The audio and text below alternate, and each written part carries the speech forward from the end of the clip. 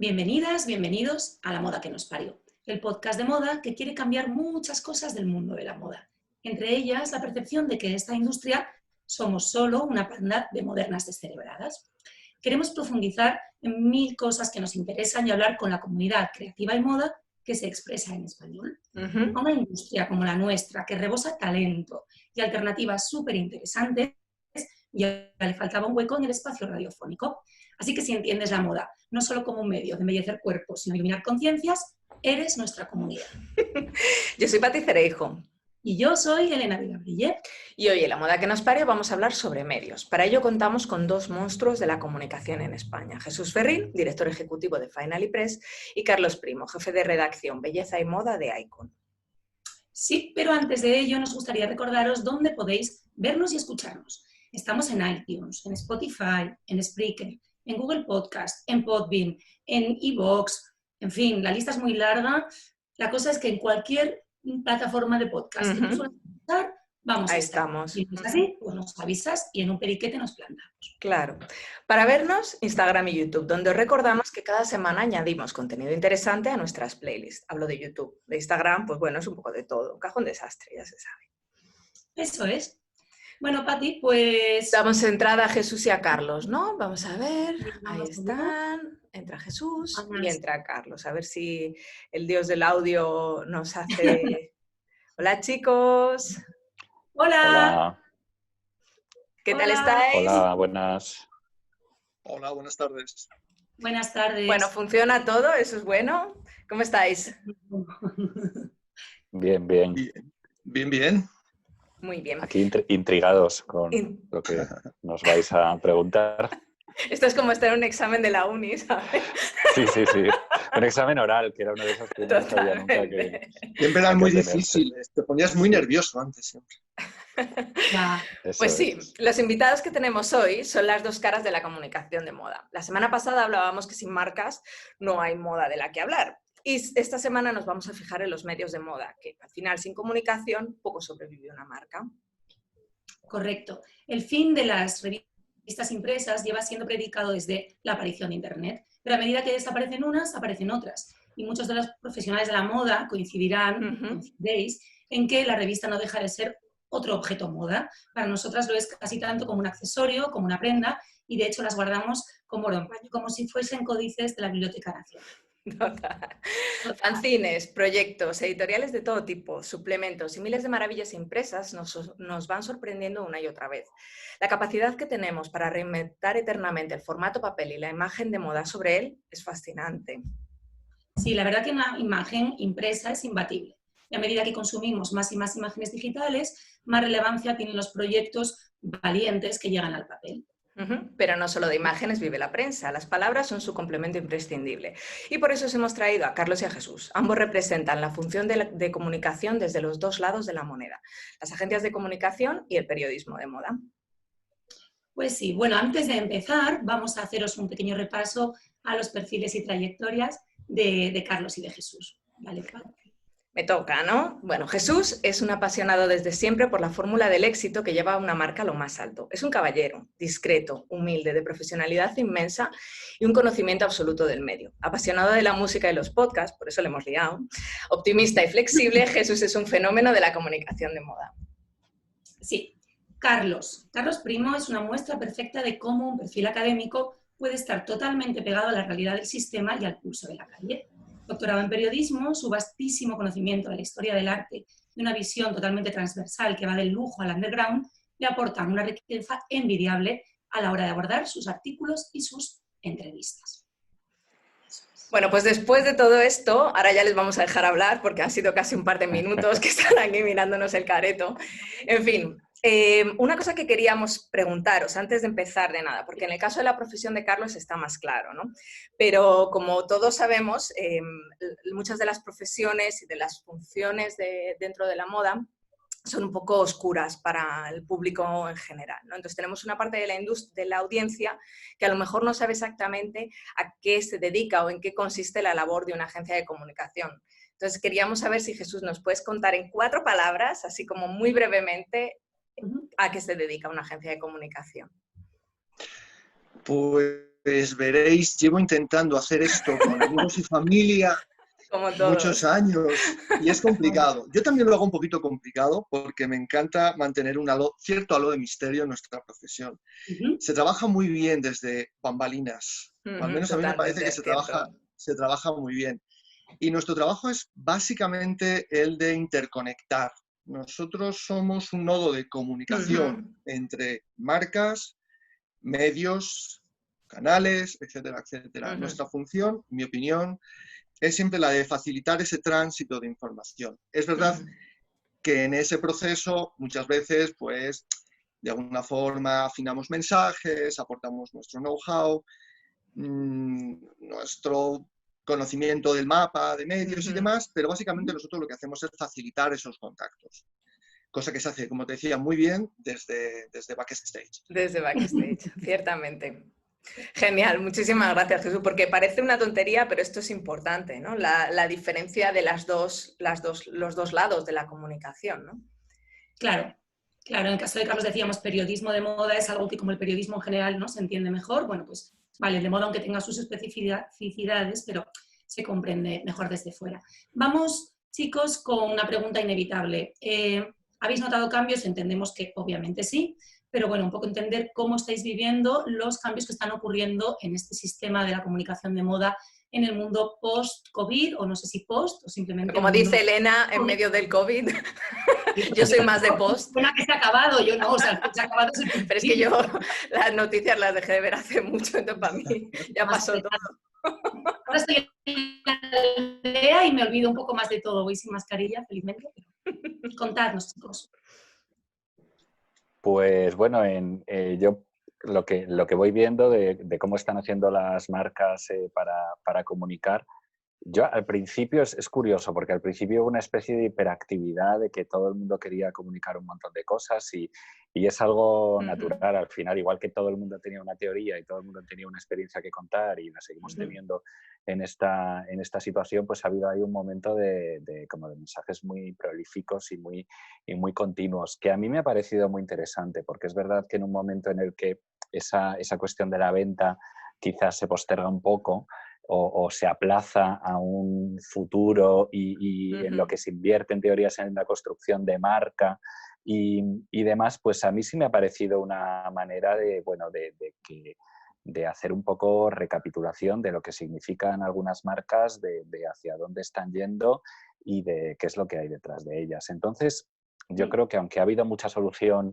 más o menos pues improvisada, hecha con pocos recursos, a veces un poco reiterativo, porque hace poco leyendo un artículo sobre la publicidad decían que estaban hartos de ver anuncios con gente aplaudiendo al final, ¿no? O sea, que era un poco esa... pero es verdad que yo creo que ha venido bien como para explorar otros lenguajes y que sí que eso ha cambiado. O sea, sí que creo que la comunicación y el lenguaje de la moda después de la pandemia, cuando acabe, que eso ya es una cuestión de optimismo y pesimismo, sí que habrá cambiado y habrá introducido otros puntos de debate que ahora mismo no están. Ciertamente. Jesús, cuéntame. A mí es verdad, estoy de acuerdo con Carlos. En un primer momento hubo un aluvión de mensajes. No se sabía muy bien cómo actuar. Lo cierto y lo que sí ha sido realmente interesante, quizá de este periodo, a pesar de lo dramático que ha sido, es el planteamiento de muchas firmas por escuchar realmente lo que estaba pasando fuera. En efecto, una cosa es la teoría de sí, estoy muy al tanto de lo que sucede, pero a base de estudios que me pasan grandes consultoras, y otra cosa es sentir que tú mismo eres consumidor y sentirlo en primera persona y realmente ver la necesidad imperiosa de conocer qué estaba sucediendo ahí fuera. Y para muchas empresas creo que ha sido una oportunidad de abrir esos balcones, que figurados muchas veces, pero abrir esos balcones y escuchar qué estaba pasando y preocuparse realmente por lo que estaba pasando, porque no dejamos de intentar vender productos, ropa, moda a una población que normalmente no tiene sus problemas, pero no sufre una pandemia. Esta vez ha sido como un gran parón y replantearse qué estamos haciendo, quiénes somos y qué debemos ofrecerle al mercado, a la gente. Claro, es que eso era un poco lo que nosotras además fue porque creo que uno de los primeros episodios que planteamos en nuestra cabeza fue este, ¿no? Porque una de las cosas que nos ha parecido más difícil, viéndolo desde el otro lado, es comunicar en este momento era muy complicado, ¿no? A todos los lados, porque efectivamente, mientras está ocurriendo un hecho tan grave a nivel sociedad, pues claro, todo lo demás pierde relevancia, ¿no? Esto también os queríamos preguntar un poco, después de todo esto que ha ido pasando, ahora ya nos hemos encontrado con un viraje a digital que ha ocurrido en nuestras vidas privadas, pero ahora mismo está ocurriendo en pasarelas, ¿no? Y en particular esta semana, que ha sido París y Milán, un poco toda a la vez.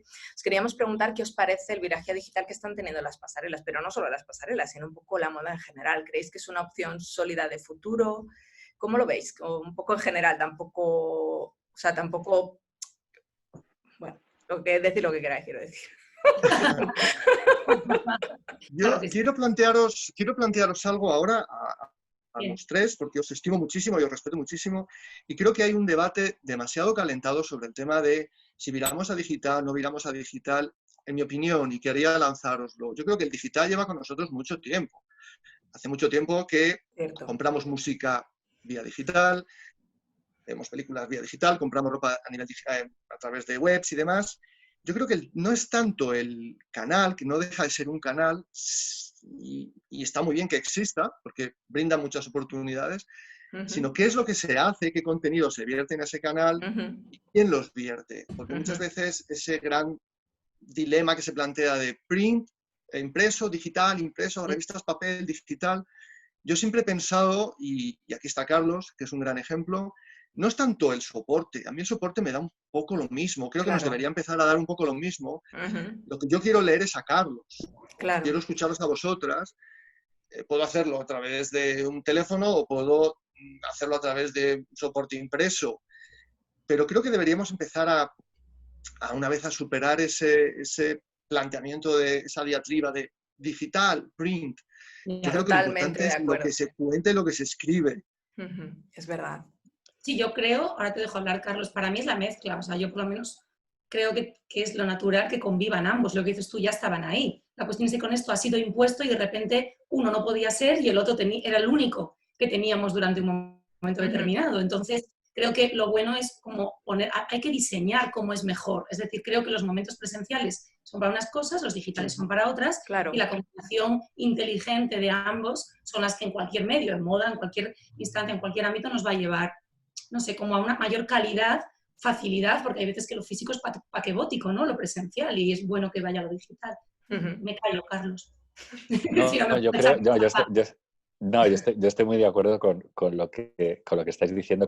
Sí que creo que en todo este debate, como comenta Jesús, hay de fondo una cuestión que es que la moda es un ámbito como muy dado al drama y muy dado a las grandes categorías y a decirlo todo como de una manera súper tajante, ¿no? Y entonces parece que de repente hubiera que acabar con todo lo físico y que solo lo digital y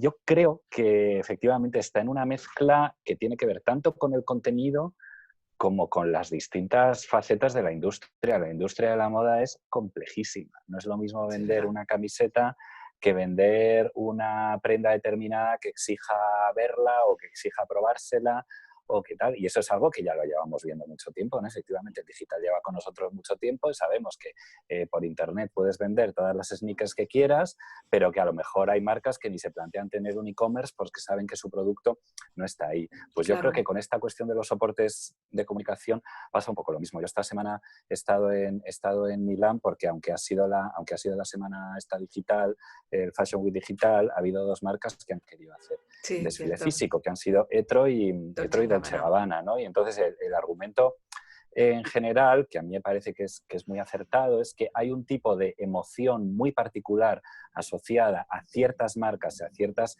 escenificaciones de la moda, que no se puede sustituir por el digital. No. Y eso yo creo que es cierto. Ahora, otra cosa es que eso sea la única o que haya que evolucionar esa forma de escenificaciones o que haya que restringirlas o que llevarlas hacia hacia otro terreno. Por supuesto que un desfile de moda es un gran espectáculo, es una afirmación de un montón de cosas y tiene que estar, no sabemos de qué manera, pero también hay fenómenos globales de moda que llevan funcionando un montón de años sin necesidad de desfiles y sin necesidad de eventos presenciales, ¿no? Entonces, pues bueno, yo creo que efectivamente la cuestión es también no dramatizar en ese sentido de pensar que ahora hay que acabar con todo lo físico, que todo tiene que ser lo digital, sino ir un poco a poco encajando, que es igual que y ya no me enrollo más, pero que es igual que cuando lo digital en la moda es como la sostenibilidad, ¿no? Se habla de la sostenibilidad como si fuera un absoluto, ¿no? Y como si todo... Y hay grados. Claro, como si hubiera una forma de ser absolutamente sostenible y todas las demás fueran una barbaridad, una bobería, ¿no? Y sin embargo, lo que están diciendo las marcas y lo que está diciendo la sociedad es que se puede ser más o menos sostenible, o más en algunos aspectos, menos en otro. La moda es insostenible por definición y yo creo que con lo digital pasa lo mismo, es decir, obsesionarnos con una digitalización absoluta del mundo no tiene mucho sentido porque eso no se está produciendo en ningún otro ámbito de la vida. Entonces, ¿por qué tendría que producirse en la moda? Ni siquiera es tan sostenible. Yo ahí me meto cuñita, lo digital. Quiero decir que hay que a llevar esto, sí. Hombre, yo creo que lo bueno que tiene lo digital es que es mucho más democrático, ¿no? Y eso entronca un poco también con el elemento hasta qué punto, porque es verdad que los desfiles son cosas caras, ¿no? Entonces, para diseñadores a lo mejor que están, o sea, obviamente para una casa grande, pues al contrario, es mucho más un quebradero de cabeza tener que ponerse en un formato digital, porque es mucho más... Es mucho más inmenso como a la hora de moverse, ¿no? Y a la hora de gestionar y generar una serie de contenidos. Sin embargo, para una marca joven es mucho más fácil definirse, es mucho más fácil llamar la atención, porque al final, pues bueno, o sea, no estás en el mismo lugar, ¿no? Eso me parece positivo, pero efectivamente no debería tener por qué haber separación de o una cosa solamente o la otra solamente, ¿no? Es como las editoriales de moda también, ¿no? O sea, antes, ¿no? Es como la gente se iba para hacer cualquier tipo de editorial que hubiera sol y playa, te hacías un viajazo a no sé dónde. Con el tiempo esto fue un poco racional, claro, un poquito más de, oye, que si necesito un paraje especial y necesito que sea en ese lugar, pues fenomenal, muevo un equipo entero y lo hago porque tiene un sentido, igual que el desfile. Si realmente va a ser igual que tal, pues no, o me lo arreglo digitalmente. O sea, ¿no? Es un poco poner un poco de sentido común, dónde hay que invertir, dónde hay que gastar y para qué objetivo, ¿no?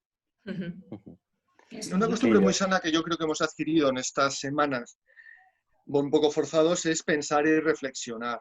Y algo que ya habíamos conseguido. Yo creo que es algo que se había conseguido. No todo se ha conseguido. Sí, pero se había empezado. Pero algo que sí se había conseguido antes es liberar un poco los yugos impuestos de muchas fórmulas. Y creo que eso es algo que se había conseguido a la hora de comunicar en formatos y demás. Lo que tú decías también de los desfiles democratizados. Eso se había conseguido previamente y estas semanas, estos meses, también hemos tenido tiempo para pensar un poquito qué demonios queremos hacer o a dónde queremos ir. Claro. Y eso va a servir, va a ser una de las cosas positivas que espero que se queden luego, el que podamos reflexionar un poquito más. También es cierto que las marcas con esos ritmos trepidantes de 4 colecciones al año, más las cápsulas y demás, tienen poco tiempo para pensar. ¿Y creéis que eso va a cambiar? Perdón, que te estoy interrumpiendo, disculpa. No, eso, que posiblemente eso sí que se replantee y sería bueno, sería positivo. Claro, porque al final la pregunta es, ¿creéis que todo este proceso de pensamiento que hemos estado haciendo por parte de las marcas, los consumidores, etcétera, etcétera, ¿creéis que eso va a tener un cambio o sea, va a seguir siendo así o creéis que va a ser un poco como, bueno, pues ya puedo comprar de todo, ya no tengo que pensar en nada, vámonos? Bueno, yo creo que hay cosas que hay cosas que a lo mejor son dichas un poco en un momento de euforia y de entusiasmo por parte de algunas marcas, ¿no? No creo, es decir, la moda es la moda, es una industria que funciona con unos parámetros que están muy claros y yo sí que creo que por un lado puede haber una mayor conciencia hacia los procesos, hacia el consumo, hacia lo que significa la realidad material de las prendas, que es algo a lo que nos vamos a tener que acostumbrar por necesidad, porque cada vez es menos posible por logística estos sistemas de que una camiseta se diseñe Totalmente. en Europa, el algodón venga de una punta del mundo, se confeccione en otra, se lave en otra, se empaquete en otra y te llegue a ti, y eso cueste una cantidad que, es decir, una camiseta que ha viajado en un mes más que cualquier persona corriente en un año, pues algo nos está diciendo. Y Entonces que yo creo luego que nos sí que, cuesta bien poco, además.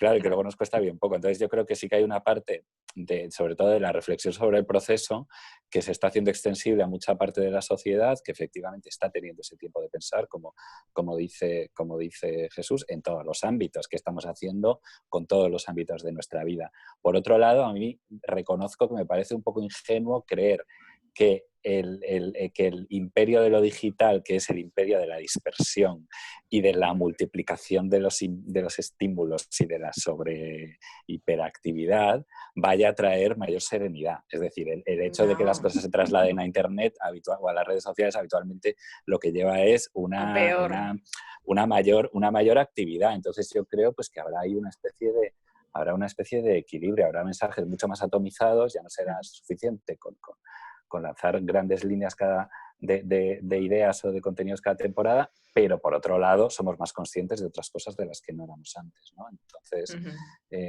bueno, no lo sé, es un poco la idea que tengo. Una cuestión. La semana pasada hablábamos con Rubén Gómez de BIS sobre el lujo, qué le pasa al lujo ahora, se reinventa, ¿no? La alta costura, tiene sentido tal y como existe a día de hoy. ¿Cómo creéis, dentro de esto que estamos comentando, pero específicamente un poco sobre el lujo? Sobre el lujo. Sí, ¿cómo creéis? Porque al final el lujo es para quien puede comprarlo, pero un poco es el buque insignia que mueve, ¿no? Luego está lo que baja a retail, pero al final el lujo marca. Entonces, ¿cómo creéis que va a ser el viraje o no? ¿O cómo se va a restablecer o qué rumbo va a tomar? ¿Qué pensáis? Tú que vienes de Milán, del lujo, Carlos. Bueno, yo creo que el lujo, Es el lujo. el lujo es el lujo, y el lujo en todo esto tiene una gran ventaja, que es que tiene mucho margen. No se tiene que preocupar. Tiene muchísimo margen, pero porque por definición la industria del lujo, aparte de un lugar en el que hay un talento maravilloso y unos procesos de producción envidiables en muchos de los casos, aparte de todo eso, tienen margen de beneficios, tienen margen de tiempo en muchas ocasiones, tienen grandes equipos. Entonces claro, yo creo que sí que el lujo está bien posicionado posiblemente para lanzar mensajes muy potentes y para hacer grandes gestos, y de hecho hay marcas que lo están haciendo. La semana pasada la anterior presentó a través del digital Loewe, la colección masculina, con una apuesta muy complicada, que era una especie de caja en la que había como una versión reducida del desfile, y de fondo había toda una reflexión acerca de la artesanía, de los materiales, de cómo la moda nos ha cambiado de cómo ha cambiado nuestra forma de entender la moda y de entender los gestos durante el confinamiento, que a mí me parece que es un ejercicio de una profundidad que solo puede permitírselo una marca con tiempo para pensar, ¿no? Entonces, a mí me parece que en ese lado, pues bueno, y el lujo aparte tiene fama de ser más sostenible, ¿no? Y tiene fama de ser más lento, aunque luego veamos sneakers que van volando de aquí para allá, ¿no? Pero bueno, y pilas de cosas ardiendo. Sí. Nada. No, por eso. Entonces, no lo sé, yo creo que el lujo tiene una gran ventaja, que es que son grandes creadores de imágenes y de contenidos y de relatos y demás, que también se dan en otros ámbitos que no son el lujo, pero es verdad que yo creo que ese nivel de sofisticación está ahí y hay mucha creatividad en ese ámbito. Luego ya cómo funcionan los mercados es imprevisible, y el mercado del lujo para mí más que ninguno, ¿no? Más que ninguno, ¿verdad? Ya.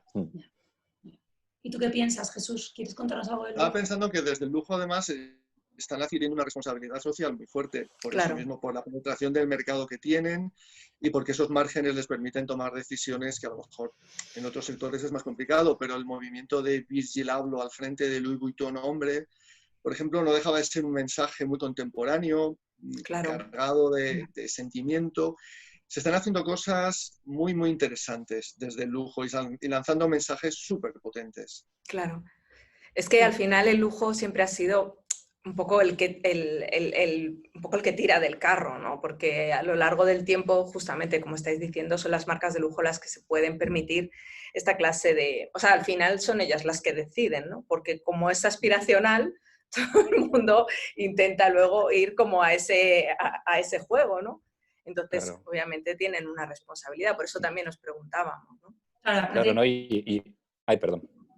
No, digo, que además ahí hay una cosa que precisamente toda esta situación ha venido en un momento en el que las marcas de lujo se están convirtiendo cada vez más en marcas de contenidos, aunque luego venden más que nunca, o sea que también son marcas de producto, pero es verdad que ahí hay un giro que efectivamente Virgil Abloh en Louis Vuitton o Alessandro Michele en Gucci o Jonathan Anderson en Loewe o bueno, muchas otras marcas que están manejando, que es el concepto del cliente como fan. Es decir, el cliente que es la gente que es fan de una marca o que sintoniza con una marca, más allá de ser cliente final o no. Claro, o sea, que es más parecido a la relación que tenemos con un artista, con un músico, con una revista, con un tal, que es simplemente una relación de compraventa de una cosa utilitaria o no utilitaria, pero de ser o sea, la gente ya no es solamente compradora y eso es una cosa que a través de todo el fenómeno de las sneakers, de las colaboraciones, de las ediciones limitadas, de todos los proyectos multimedia, de toda esta historia, se ha potenciado mucho en estos últimos años y eso creo que posiciona muy bien a las marcas de lujo para convertirse como en esas grandes emisoras de mensajes. Pues la verdad es que, Carlos, me has lanzado la pelota muy bien porque ahora entro yo con el tema de la comunidad, que es, desde el punto de vista de comunicación, lo que perseguimos ahora, o cuál es nuestro santo grial ahora, conseguir que una firma, sea de lujo o sea de street style y demás, consiga crear esa comunidad. El concepto de comunidad ahora para cualquier producto es fundamental. Y es curioso además que estas firmas de lujo, muchas veces inaccesible, tengan una legión de fans en cualquier discoteca de cualquier ciudad del mundo que pueden llevar el logo, la imitación o tener a esa marca como referente aspiracional y demás, pero que ya no están tan restringido a un cierto núcleo de población con un poder adquisitivo muy alto que pueda comprar ese producto. No, no, no. Se trata de crear una comunidad, aunque en muchos casos no termine comprando tu producto. Claro. Es que, claro, eso es súper importante. Es increíble. Yo pienso que eso es lo que más ha cambiado en todos los últimos tiempos, ¿no? Lo que de verdad ha hecho la diferencia es justamente eso, ¿no? Que ya da igual lo que estáis diciendo, ya da igual si lo compras o no lo compras. Tú eres margelista o tú eres de Van Noten, ¿no? Es un poco... Como que en vez de excluir, incluye, ¿no? Es como, claro. un punto como de... Sí. Bueno, y una cosa que os queríamos preguntar también, ya para ir un poco, es ¿cómo creéis que, porque hablando un poco de todas estas cosas, pero hablando de España, y no solo de España, pero bueno, hablando de España y de la comunidad hispanohablante, ¿cómo creéis que en España podríamos dar pasos para ponernos a la cabeza de todas estas cosas que están ocurriendo? Es la pregunta del millón. Sí. Pues tienen que ser fórmulas pequeñas. Sí, no sé, es que estamos haciendo una porra. Os voy a contar ese resultado porque es una pregunta muy complicada. Sí, lo es, lo es. Bueno, yo creo que muchas veces nosotros mismos la complicamos mucho porque, por un lado, consideramos que España es, como cualquier mercado global, muy parecido a otros y luego muchas veces nos justificamos en las peculiaridades que tenemos los españoles a la hora de comprar para justificar que algo no funcione. Es curioso, para unas cosas sí que somos muy cosmopolitas e internacionales y somos como todos los demás, y para otras es como, no, España es que siempre será diferente y aquí no van a triunfar muchas cosas. Yo creo que a nivel particular hay gente que lo está haciendo francamente bien, hay gente que está comunicando muy bien, hay gente que está produciendo muy bien, está saliendo fuera y está siendo reconocida fuera como talento emergente, gracias además a todos estos canales digitales que no tienen limitaciones de entrada. Tú puedes contar tu mensaje a todo el mundo y alguien recibirlo. Y a nivel particular creo que se están haciendo las cosas muy bien desde España. Lo que pasa es que como comunidad, compararnos con Italia o Francia, donde son industrias tan pesadas, de tantos años, tan importantes, nos queda un poquito todavía. Nos queda un poquito. Falta un poquito de mercado para eso. Sí, yo creo que España tiene aparte de tener, bueno, cierta potencia innegable en algunos mercados y en algunos sectores, tiene una generación o varias generaciones ya de creativos bastante más cosmopolitas y bastante más conectados de lo que nos imaginamos en general, que es la moda española. Es decir, que mientras aquí a veces grandes marcas están como trazando planes que pueden dar la sensación de que van uno o dos pasos por detrás de lo que está haciendo grandes marcas de su nivel en otros países. Sin embargo, hay firmas más pequeñas, absolutamente punteras, que han sabido perfectamente entender el lenguaje de lo contemporáneo.